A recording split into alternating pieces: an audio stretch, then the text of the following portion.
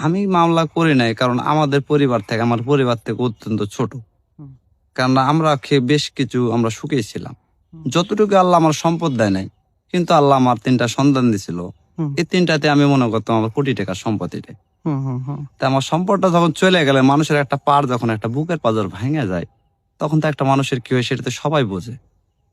দেশের সবাই বোঝে, কিংবা একটা যারা প্রকৃত বাবা কিংবা মা, যারা সন্তান আছে তারা কিন্তু বোঝে আসলে যে একটা সন্তান গেলে যে তার পিছে কতটুকু যে বেদনাদায়ক হয়, তার কষ্টটা কতখানি, সেটা সে তাই বোঝে। তা আমার ব্যথাটা অবশ্য তো আমি বুঝি, এই জন্য আমি তো কিছু সেরকম কিছু চিন্তা করি নাই ভাই। হুম। আমার তো চিন্তা এগুলো আসে না। আমার তো চিন্তা কোন সময় আমার ছেলেটা একটা মুখ দেখবো। সবসময় খালি একটাই দোয়া করি, আমার ছেলেটা যাতে ভালো থাকে ভাই। এখন একজন লয়ার উনি হাইকোর্টে রিট করেছেন যে আপনাদের পরিবারকে ৫ কোটি টাকা ক্ষতিপূরণ দিতে হবে। হ্যাঁ, তো সে বিষয়ে আসলে কি বলবেন লয়ারের উদ্দেশ্যে? আমি তো এ বিষয়ে সঠিক কিছু জানি না, কারণ তো আমি তো মনে করেন যে এটা নিয়ে আমার ছেলের জন্য একটু শোকাহত। আমি তো সেরকম বাসার থেকেও বের হই না, হুম, হুম, কিংবা আমার মোবাইলটা আমি সেরকম ধরতে পারি না। হুম, আমার চিন্তা ভাবনা সারাক্ষণ আমার ছেলেকে নিয়ে থাকে। হুম, যতটুকু সময় পাই আল্লাহর কাছে দোয়া করি হুম, সে যাতে ভালো থাকে। এ বিষয়ে কতটুকুই তারা আমার উপর আগাচ্ছে সেটা তিনারা ভালো জানে। হুম, হুম, আমি তো সেটা বলতে পারবো না। হুম, বা আল্লাহ পাকের ইচ্ছা সবকিছুই। হুম। সে যদি আমার প্রতি দয়া সহানুভূতি দেখায়, আমার পিছনে যদি থাকে, ইনশাল্লাহ আমি তার সঙ্গে আছি।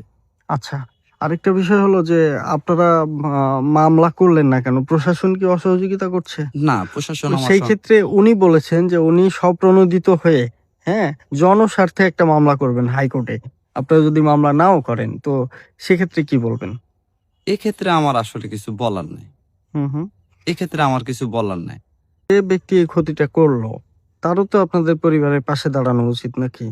হ্যাঁ, অবশ্যই তারও তো উচিত। কারণ যে ব্যক্তিটা এই ক্ষতিটা করলো, তার উচিত আমার প্রতিবেশের পাশে দাঁড়ানোর। হুম, হুম, কারণ আমি তো এটা মনে করেন যে আমার শোকাহত সময় সে যদি এসে দাঁড়ায়, আমি তো তাকে কোনো সময় না করি নাই। তার সঙ্গে আমি তো যোগাযোগও করি নাই। হুম, আমরা কিন্তু দেখেন খুব নিরিবিলিভাবে একদম একটা শোকাহত জীবনযাপন করছি। কারণ আমাদের এই সময়ে দুঃসময়ের মধ্যে আমাদের মতো আমরা একটা এই জিনিসটা আমার শোকটা কাটিয়ে ওঠার চেষ্টা করছি ভাই। এ সম্বন্ধে ভাই আমাদের জন্য কি হবে, পরে কি হবে, এটা তো ভাবি নাই ভাই আমরা। হুম, আমরা এখন ভাবিচ্ছি আমার ছেলেটা যখন সুস্থ থাকে তার কিছু দায় আছে ভাই। হয়তো কিছু মানুষের একটা দিন পান করা লাগে ভাই, কিছু লোকজন খাওয়ানো লাগে। আমরা ভাই সেই সিস্টেমে সেটাই করছি ভাই, কিছু একটু দোয়া দরুদ পড়ার লাগে। আমরা ভাই সেভাবে আছি ভাই।